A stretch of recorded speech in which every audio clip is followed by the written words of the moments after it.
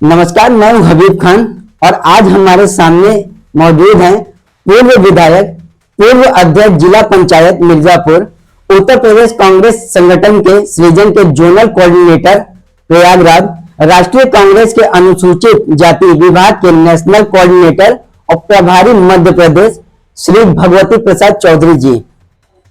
तो चौधरी जी, बहुत बहुत स्वागत है आपका हमारे इस खास कार्यक्रम में। आपका भी स्वागत, आपके चैनल का भी स्वागत जी।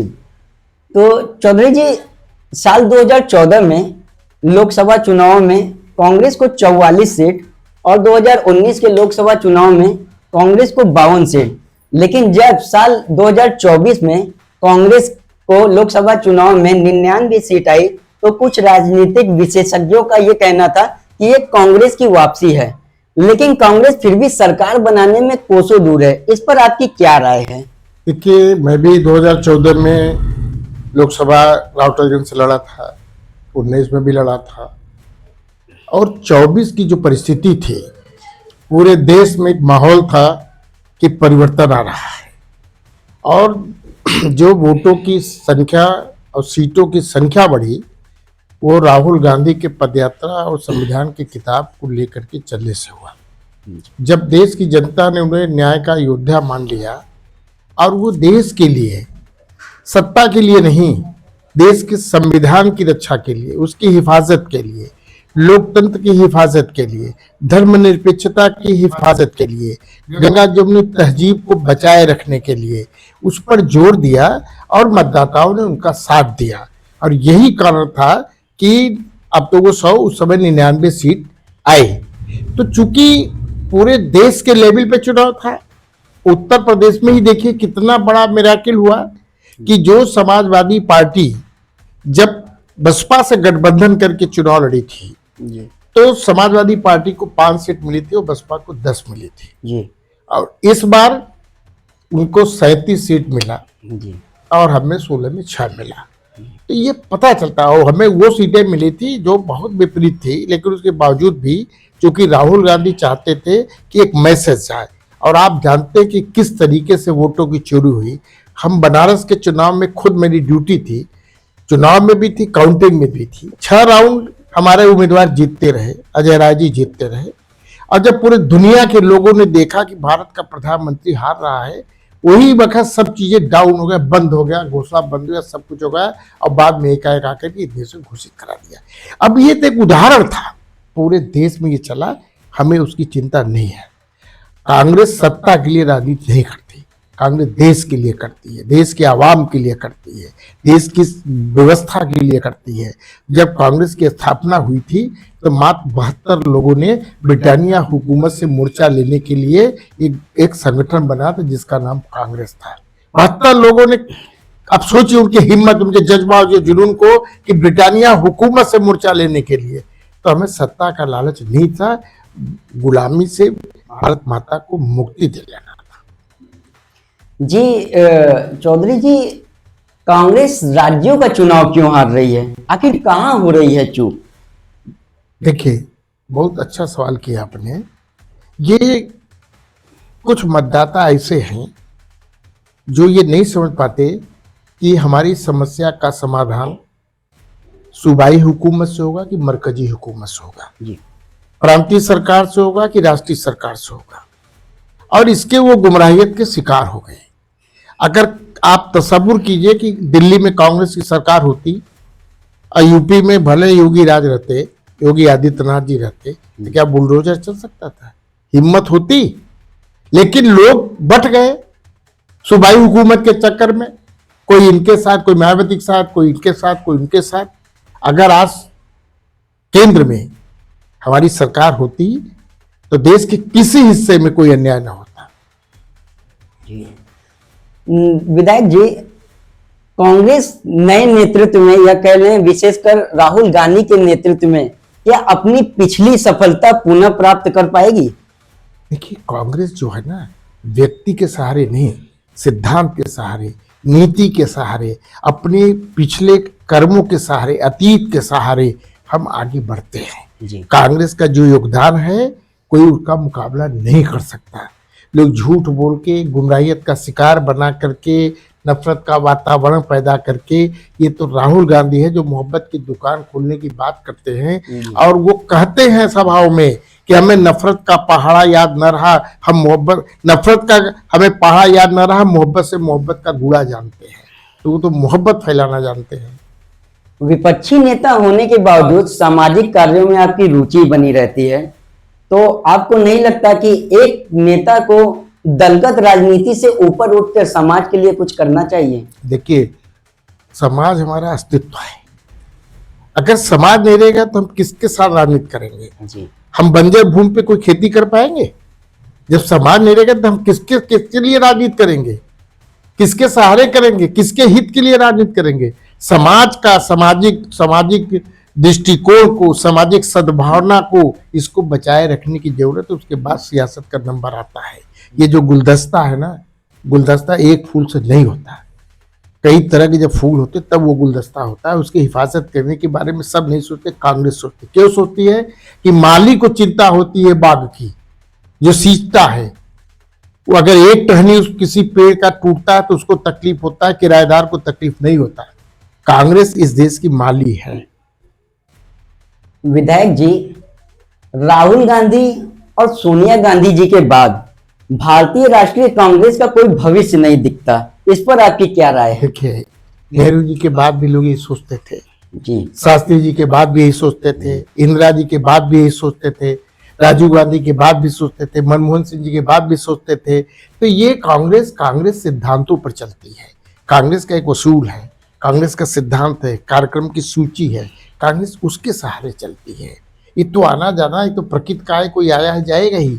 लेकिन अगर हम उसूल पे चलेंगे, सिद्धांत पे चलेंगे, तो निश्चित रूप से व्यक्ति कोई हो हमारा नेतृत्व कर सकता है। भारत जोड़ो यात्रा का असर जनता पे खूब दिखा, नेताओं में भी जबरदस्त दिखा, लेकिन ईवीएम में नहीं दिखा। तो देखिए, यही तो है। आज धीरे धीरे जो राहुल गांधी ने कहा, आज वो सिद्ध हो रहा है ना। वोट चोरी का जो पाबित तो ईवीएम था, वोट चोरी का भी सीधा सीधा है। आज देखिए, एसआईआर में फार्म 7 का दुरुपयोग हो रहा है कि नहीं हो रहा है? अभी कमिश्नर साहब ने बैठक लिया था, तो मैंने उनसे कहा कि जब 2 दिन बचा है तब आप बैठक ले रहे हो, उससे क्या फायदा है? हम कोई सुझाव देंगे तो उसका अमल कैसे होगा? और जब 2.5 महीना 3 महीना आपने एसआईआर चलाया, तो 6 फार्म नंबर 6 और 7 और 8 का, तो 7 का तो प्रयोग कर लिया, 3.5 लाख वोट काट दिया मिर्जापुर से। तो अब तो फार्म 6 और 8 का ना उपयोग होगा, सुधार का ना होगा, अब तो सुझाव का होगा। अब 7 नंबर का दुरुपयोग हो रहा है, 7 फार्म का। जो सत्तारूढ़ पार्टी के बीएलए हैं, वो छपा फार्म देकर के आपका नाम नहीं दिया, आपके पिताजी का नाम नहीं है, तो दस्तखत के फर्जी दस्तखत दे दिए और दबा डाल रहे हैं। तो ये उनकी साजिश चल रही है ना। अब खास तौर से दलित का वोट काटा जा रहा है, माइनॉरिटी का वोट काटा जा रहा है। तो वो तो यही काम कर रहे हैं ना। अभी तो हिंदू मुसलमान को लड़ाया, अब यूजीसी ला करके अब हिंदू में लड़ा दिया, दलित को सवर्ण से लड़ा दिया। उनकी नीयत, वो गेरुआ पहनते जरूर है, वो कहते ना मुंह में राम बगल में छुरी खाए सतुआ बताए पूरी। गेरुआ वाला की बात करते हैं, जोगिया वाली की बात करते हैं। क्यों शंकराचार्य के साथ इस तरीके की घटना हुई? क्यों नहीं सड़क पे विश्व हिंदू परिषद दिखाई पड़ा? क्यों नहीं बजरंग दल के लोग दिखाई पड़े? क्यों नहीं दुर्गा वाहिनी के लोग दिखाई पड़े? क्यों नहीं आरएसएस के लोग दिखाई पड़े? हम दिखाई पड़े क्योंकि हम तो हिंदू, मुसलमान, सिख, ईसाई, हम तो सब धर्मों का सम्मान करते हैं, क्योंकि हमारे संविधान में सबको अधिकार है। विधायक जी, भाजपा नए चेहरों पर भरोसा कर अभी तक इस मुकाम पर पहुंची है, तो क्या कांग्रेस ऐसा क्यों नहीं कर रही है? कब तक पुराने चेहरों को जनता पर थोपी जाएगी? देखिए, भाजपा नए चेहरों पे नहीं, बदनाम चेहरों का लाभ लेती है। जो कांग्रेस से निकाल दिए जाते हैं या निकल के भाग जाते हैं, जिनको डर होता है, जो गलत तरीके से संपत्ति कमाए रहते हैं, वो बचने के लिए, ईडी पीडी से बचने के लिए वो भाजपा की मशीन में चले जा करके शुद्ध हो जाते हैं। आप ले लीजिए आसाम के मुख्यमंत्री को, उनकी हैसियत है कि जो बारी बोल रहे हैं ये भारतीय संविधान में लागू है। देशद्रोह का मुकदमा लगना चाहिए, सुप्रीम कोर्ट को उनके बयान को स्वतः लेना चाहिए, उनके खिलाफ कार्रवाई होनी चाहिए। आप संविधान का शपथ लेकर के मुख्यमंत्री बने हो तो संविधान को खा रहे हो, संविधान का शपथ लिए हो ना, कि संविधान को खा रहे हो, तो देश में एक नफरत का वातावरण पैदा कर रहे हो। इस तरीके का कोई बयान देता है कि मुस्लिम रिक्शा वाला हो तो उसको इतना नहीं इतना पैसा दो, तो ये तो इन लोगों को शर्म आनी चाहिए, जो केंद्र में बैठे हुए लोग हैं, जो उनको दिखाई नहीं पड़ा, सुनाई नहीं पड़ रहा है कि देश के इस कोने में क्या हो रहा है। तो ये देश की जनता देख रही है। मैं एक बार पहले भी कहा था, आज भी आपसे भी रिपीट कर रहा हूँ कि अब देश की जनता ने अपने आंख के मोतियाबिंद का ऑपरेशन करा लिया है। अब उसको सही सही दिख रहा है कि देश में कहाँ क्या हो रहा है। जी विधायक जी, हालिया बजट में अभी जो पास हुआ था कि हर मतलब देश के हर जिले में 5 यूनिवर्सिटी टाउनशिप और गर्ल्स हॉस्टल की कुछ बातें हो रही थी। तो क्या मिर्जापुर के रिस्पेक्ट से अगर बात करें तो यहाँ के युवाओं को रोजगार और यहाँ के किसानों को जमीनी लाभ इस बजट से कुछ मिलेगा कि सिर्फ ये एक चुनावी आप कहते हैं? जी ये बजट जो है, ये लोग इनकी बारीकी को, इनकी क्रोनोलॉजी को लोग समझ नहीं पाते। जी हम लोग बेरोजगारों को नौकरी की बात करते हैं, जी और ये रोजगार का बात कर करके टाल देते हैं। रोजगार कौन करेगा? जिसके पास पैसा होगा ना, जिसके पास पूंजी होगा ना। अगर जो लोग आज बेरोजगार हैं, नौकरी नहीं है, अगर पैसा होता तो ये रोजगार न करते, पढ़ाई लिखाई करके नौकरी की अपेक्षा क्यों करते? तो ये तो अब उनके जो बड़े बड़े लोग हैं, जो पूंजीपति हैं, रोजगार तो वो करेंगे ना। हम तो सरकारी नौकरी चाहते थे, रेलवे में चाहते थे, पोस्ट ऑफिस में चाहते थे, सब जगह चाहते थे, जितनी पीएसयू थी उसमें चाहते थे। लेकिन ये तो जितनी कांग्रेस के द्वारा दी गई उपलब्धियां थी उसको तो बेचा जा रहा है। जी विधायक जी, अभी हाल ही में हम लोगों ने अपने जिले के मुख्यालय पर धरना प्रदर्शन देखा और वो धरना प्रदर्शन बिजली विभाग से जुड़ा था, जो संविदा कर्मचारियों की छटनी हो रही है। और उस पे आपकी क्या विशेष प्रतिक्रिया देखिए, है? ये जो निजीकरण हो रहा है, ये दोस्तों को लाभ पहुंचाने के लिए हो रहा है। यहाँ के बेरोजगारों को रोजगार देने के लिए नहीं, या जो जिनको नौकरी मिली है उनको बर्बाद करने के लिए। ये यही आपको समझना है कि ये जिनकी सरकार है, ये देश के लिए काम नहीं कर रहे हैं, ये दोस्तों के लिए काम कर रहे हैं। अगर हम ये कहें तो अतिशयोक्ति नहीं होगी कि सत्ता के शिवलिंग पे जहरीला बिच्छू बैठ गया है। उसको जब तक हम नहीं हटाएंगे तो देश का नुकसान होगा, देश का तबाही होगा, और देश के लोगों का, जो गरीबों का, किसानों का, महिलाओं का इज्जत महफूज नहीं रहेगा। ये तो एकदम से नाम तो नरेंद्र है, काम सरेंडर का है। ट्रंप का इनके ऊपर ट्रंप का शासन चल रहा है।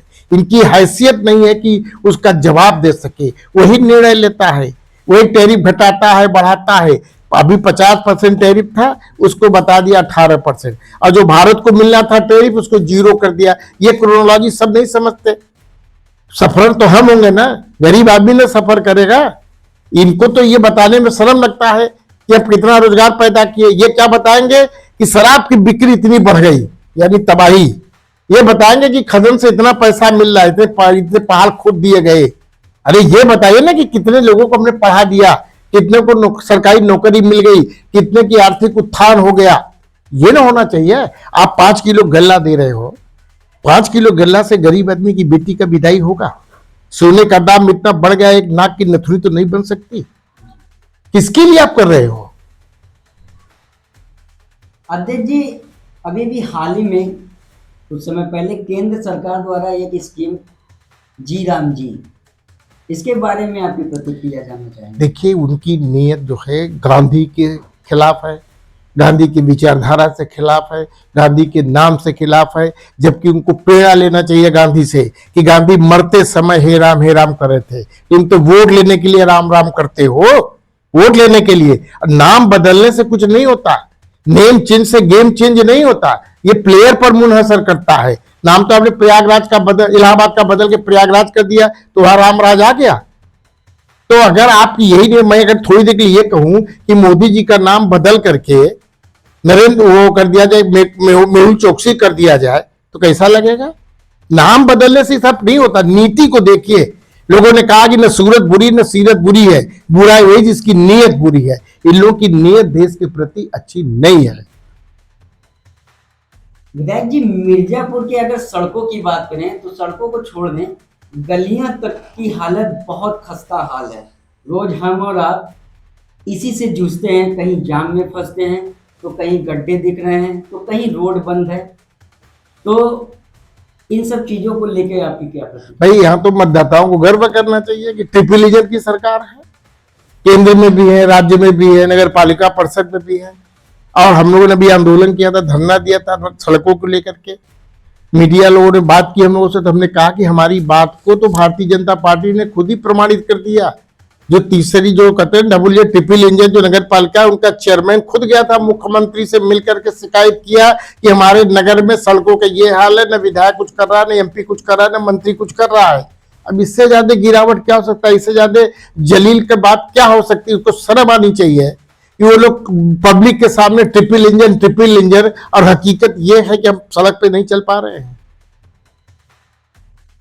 तो ये थे भगवती प्रसाद चौधरी जी, जिन्होंने बड़ी बेबाकी से हमारे सारे सवालों के जवाब दिए और जिन्होंने अपने पार्टी की मजबूती और संगठन की सारी रणनीतियों के बारे में विस्तार से हमसे अपनी विचारधारा को साझा किया। जिस तरीके से इन्होंने संगठन और जनहित के मुद्दों को प्राथमिकता दी है वो काबिले तारीफ है। तो विधायक जी बहुत बहुत धन्यवाद। आपका भी बहुत बहुत आभार। आपने अपने सवालों से मुझसे आपने उत्तर लेने का काम किया और मुझे बहुत अच्छा लगा, और ये पब्लिक डोमेन में बातें जानी चाहिए। तो दर्शकों बस आज के लिए इतना ही। कैमरामैन राज के साथ मैं हबीब खान। देखते रहिए लखनऊ लाइव 63 न्यूज़ मिर्जापुर। धन्यवाद।